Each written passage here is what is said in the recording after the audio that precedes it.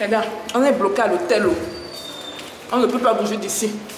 Affaire de monkeypox, c'est grave. On va en parler dans la vidéo. Ok?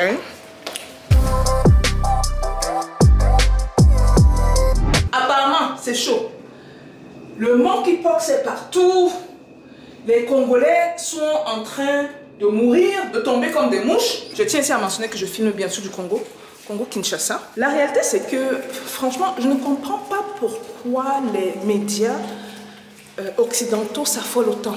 Donc, j'ai eu à regarder ce que les médias occidentaux disent, racontent. Je n'ai même pas fait 1 minute ou 2 minutes, hein, parce que, bon, il y a un truc qu'il faut comprendre. Il y a quelque chose d'important à comprendre. Et souvent, ce sont des affaires géopolitiques dont on ne parle pas de manière ouverte comme ça. Bien que j'ai fait une vidéo dessus. Les médias sont contrôlés la plupart du temps par des personnes qui ont beaucoup d'argent. Très souvent des hommes d'affaires. Très peu souvent par des politiciens. Si ce sont des politiciens, ce sont des politiciens qui sont également à quelque part hommes d'affaires. Parce que c'est une entité, c'est un organisme qu'il faut justement nourrir. En d'autres termes, l'homme d'affaires a des ressources de revenus, ou la femme d'affaires même, a des ressources de revenus récurrentes. Et pour que ton média perdure, il faut être capable justement de financer ces médias-là. Il y a des journalistes par exemple, il y a des éditeurs, il y a toute une équipe de personnes derrière à payer. Des vidéographes ou des vidéastes, des personnes qui montent les vidéos. Donc je vais vous dire ce que les experts disent. Et je pense que là, vous allez comprendre beaucoup de choses. Okay? Bon, c'est pour ça également que ce genre de vidéo est très importante. Parce que nous sommes sur place, nous vous montrons et tout à l'heure on va sortir, je vais filmer, vous allez voir. Vous allez voir en route comment les Congolais sont bien, il n'y a pas de je ne sais pas trop quoi. Maintenant, on ne dit pas que la maladie n'existe pas. Ce qu'on dit, c'est que peut-être c'est un peu exagéré sur les bords. D'après les experts, la variole du singe est une maladie rare, dont les risques de transmission sont extrêmement faibles.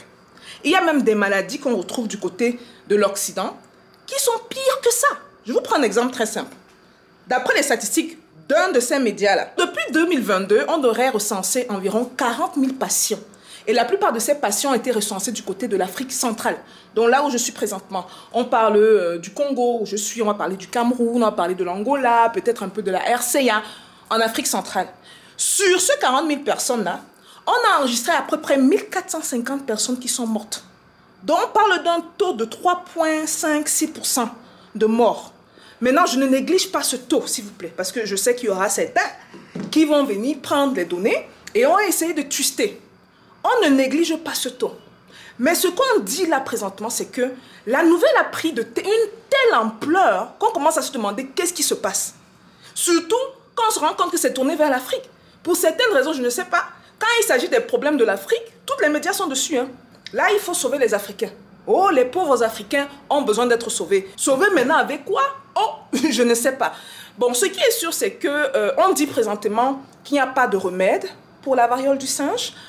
Donc, du coup, la personne qui contracte la maladie, est-ce qu'elle meurt? Je vous ai donné les statistiques plus tôt. Pas du tout. Le corps, justement, a des anticorps dont le corps se défend et arrive à vaincre la maladie. Donc, ça prend 2 à 3 semaines à peu près pour que le corps puisse justement revenir à l'état d'avant. Avec bien sûr des petites taches, hein, parce que n'oublions pas que la variole, c'est un peu comme des inflammations de la peau. Un peu comme des gens qui ont de gros acné, vous voyez souvent certains qui ont des gros boutons comme ça, puis vous percez, il y a un peu de pus qui sort. Donc, ayant dit ça, certains experts sont encore revenus sur la question. Après, je sais qu'il y a eu un scandale autour de 2022. Je ne sais pas si les personnes ou l'OMS ou que sais-je ont pu faire inoculer ou ont pu injecter les trucs, on se comprend, qui voulaient injecter à la population. Mais ce qui est sûr, c'est que cette fois-ci, il y a certains experts, surtout des médecins, qui parlent de manière un peu discrète.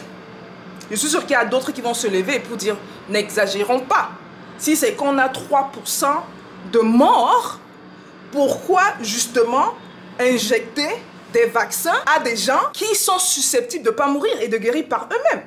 Et moi-même, la question plus intéressante que j'ai derrière, c'est de savoir, vous savez comment c'est très cher de développer un vaccin. Pourquoi est-ce qu'on viendrait prendre une maladie rare, dont le taux de transmission est extrêmement bas, Et on dit qu'on retrouve ça surtout chez les enfants. Maintenant, je ne sais pas si c'est fait exprès. C'est sûr qu'il y a des adultes qui ont ça également, mais on retrouve ça chez les enfants.